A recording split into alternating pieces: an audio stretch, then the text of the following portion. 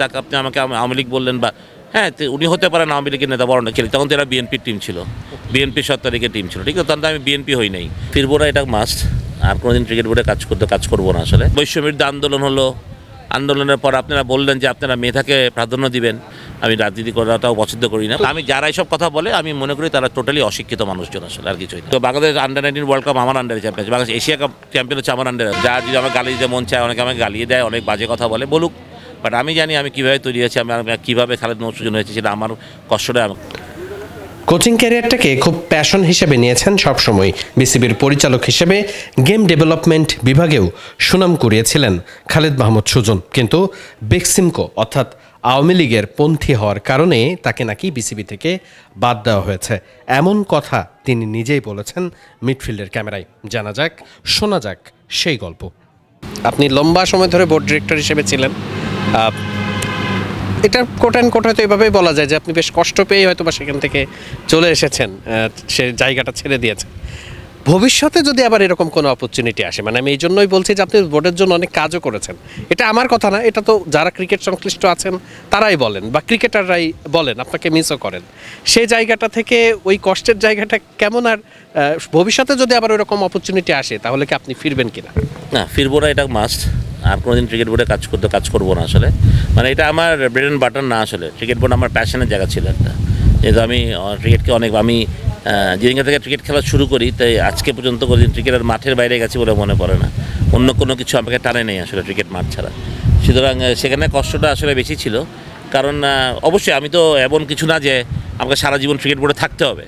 কিন্তু যখন একটা বৈষম্যবিরোধী আন্দোলন হলো, আন্দোলনের পর আপনারা বললেন যে আপনারা মেধাকে প্রাধান্য দিবেন, তাহলে আমাকে যখন আপনি বের করে দিলেন বোর্ড থেকে, তাহলে তা বলতে হবে আমার মেধা নাই।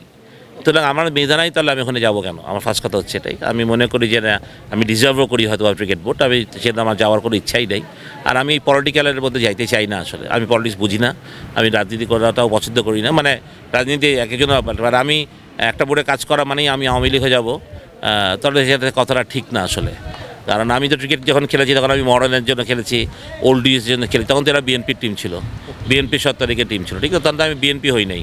বা আমি যখন আবরিতে খেলেছি বা সিটি ক্লাবও বিএনপির দল ছিল, এরকম তো আমি কোনো দলাদলিদের মধ্যে তো আমি যেতে চাই না। যখন আমি এরকমভাবে আপনাকে তকমা লাগাই দিবে যে আপনার ক্রিকেটের যে আমার যেই আসল পরিচয়, সেটাকে ছাপিয়ে যখন আপনি আমাকে বলবেন যে আমি একটা দলের জন্য কাজ করি, তাহলে এটা খুবই ন্যাক্কারজনক। আমি মনে এটা কঠিন কষ্টটা ওইখানেই যে আমার এত বছরের ক্রিকেটের মেধাটাকে প্রাধান্য না দিয়ে আমি একটা প্রতিষ্ঠানের জন্য চাকরি করেছি বলে আপনি আমাকে আওয়ামী লীগ বললেন বা হ্যাঁ উনি হতে পারেন আওয়ামী লীগের নেতা বড় না, কিন্তু আমি আমার রুজি রোজগারের জন্যই কাজ করেছি ওরা, ঠিক না?